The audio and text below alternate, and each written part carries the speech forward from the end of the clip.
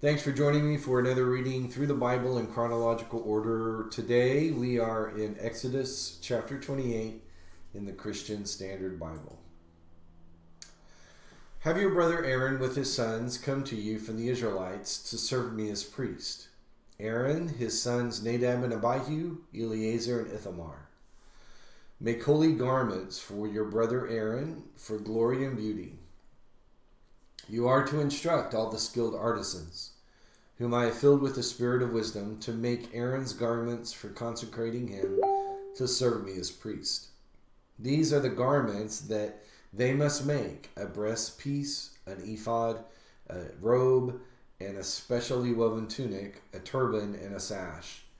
They are to make holy garments for your brother Aaron and his sons, so that they may serve me as priests. They should use gold, blue, purple, and scarlet yarn and fine linen. They are to make the ephod of finely spun linen, embroidered with gold and with blue, purple, and scarlet yarn. It must have 2 shoulder pieces attached to its 2 edges, so that it can be joined together. The artistically woven waistband that is on the ephod must be of 1 piece, according to the same workmanship of gold, a blue, purple, and scarlet yarn, and a finely spun linen.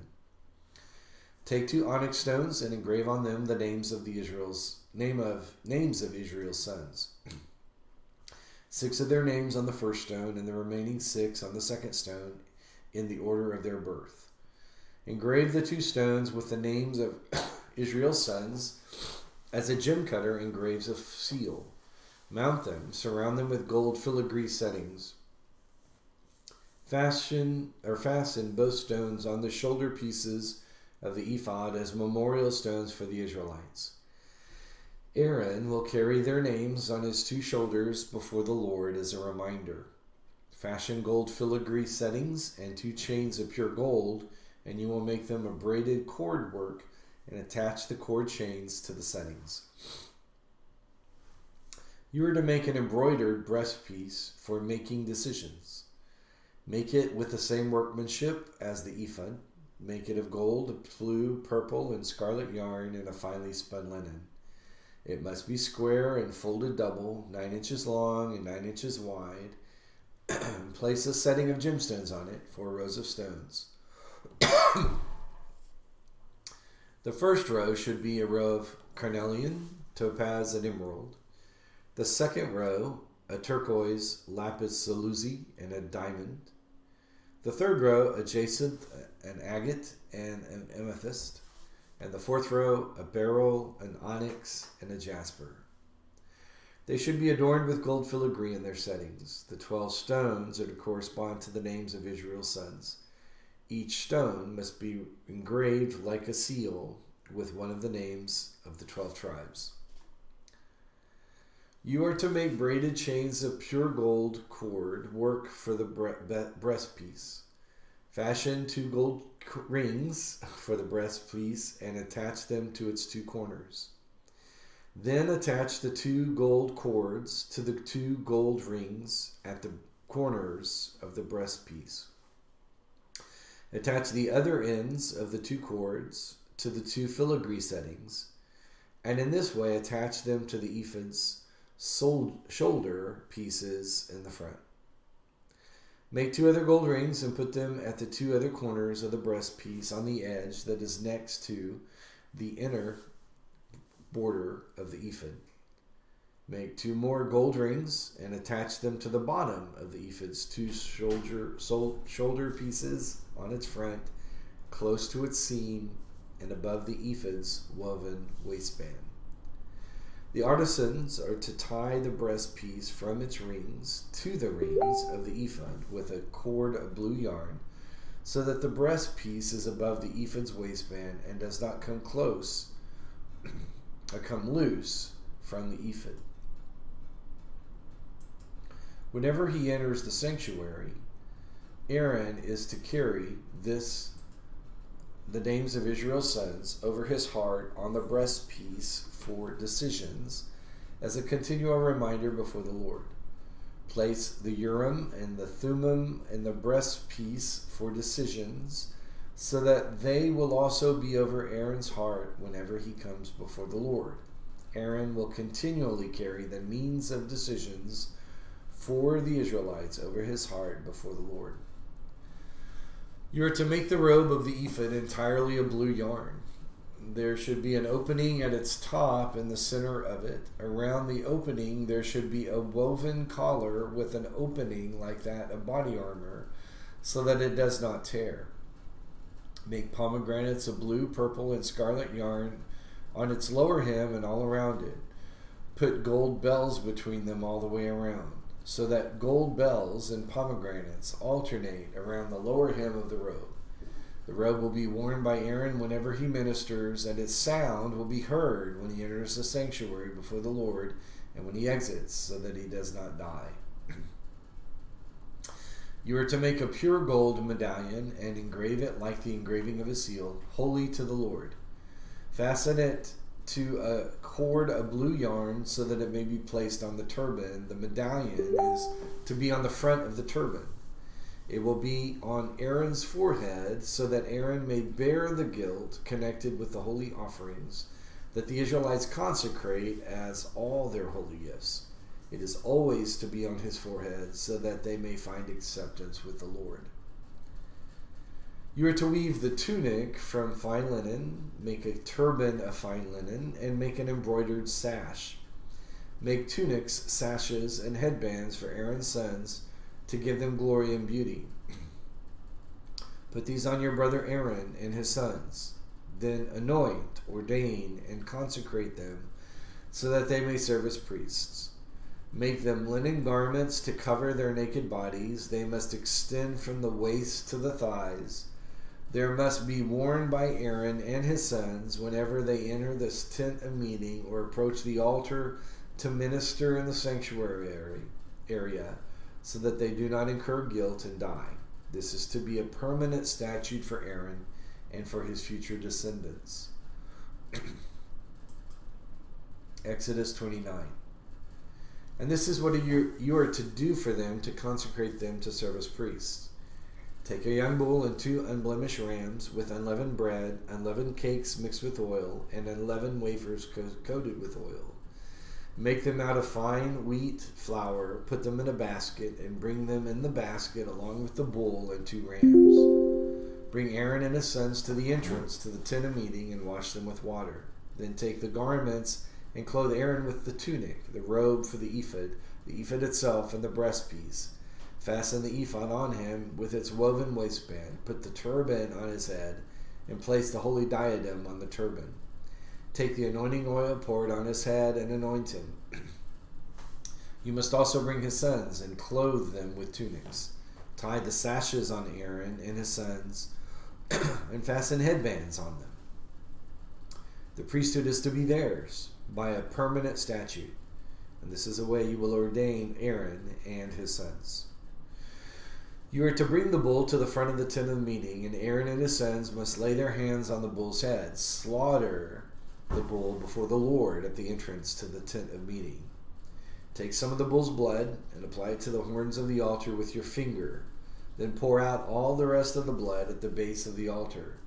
Take all the fat that covers the entrails, the fatty lobe of the liver, and the 2 kidneys with the fat on them, and burn them on the altar.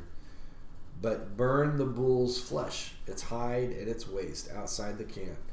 It is a sin offering.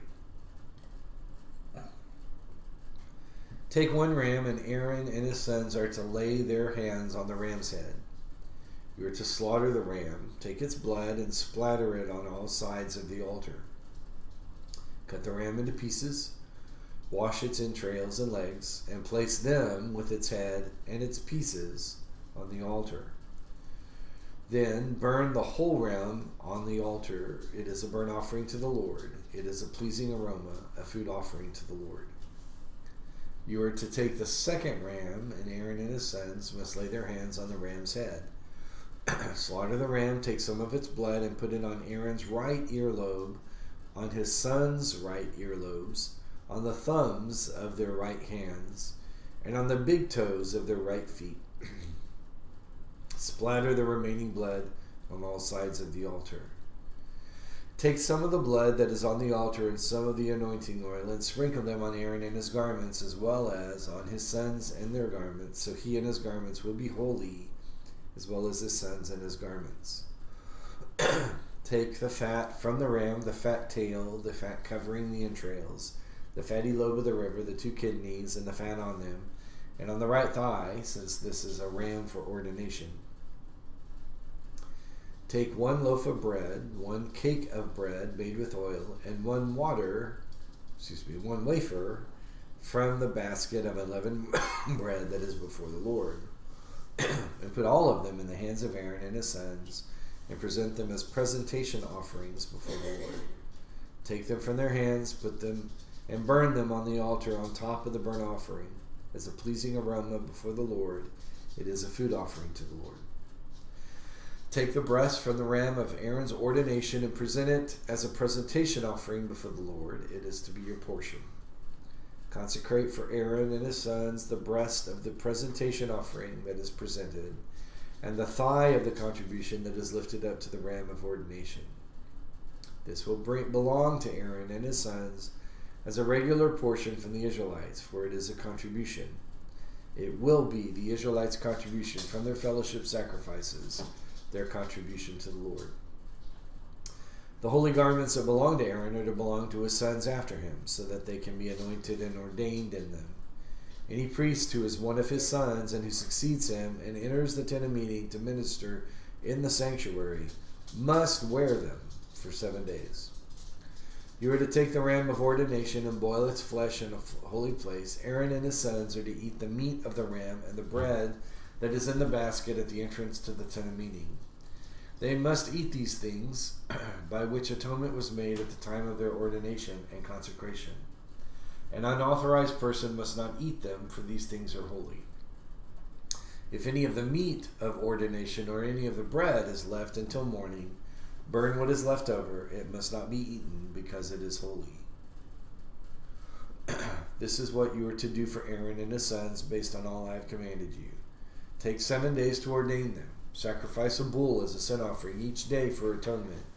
Purify the altar when you make atonement for it, and anoint it in order to consecrate it.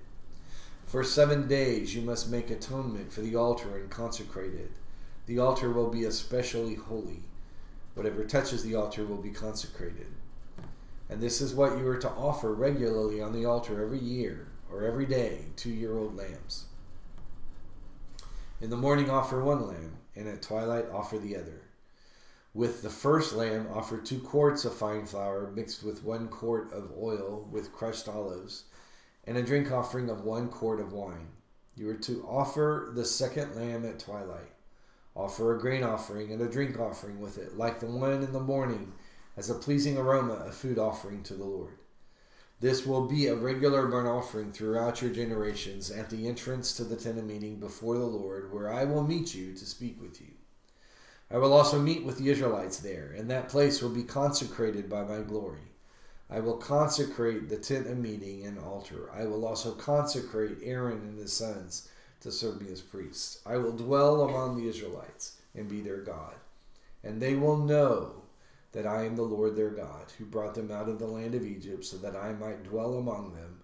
I am the Lord their God. So as the instructions are given in the law for how God would adequately and for beauty and glory adorn the high priest and the priesthood, it signifies how important the visual representation of his worship was to God. That so many times we are happy to tell people, you're okay with God with blue jeans and a t-shirt. And while if that's all people have, that's all people have. But I find it still fascinating and significant that when God wanted the priests to engage in the worship before him and in front of Israel, their appearance was to be significantly distinguishable. That they were people engaged in the worship of the one true God. Because as God says, I brought them out of the land of Egypt, so that I would dwell among them, for I am the Lord their God. Join me again for another reading through the Bible in chronological order tomorrow.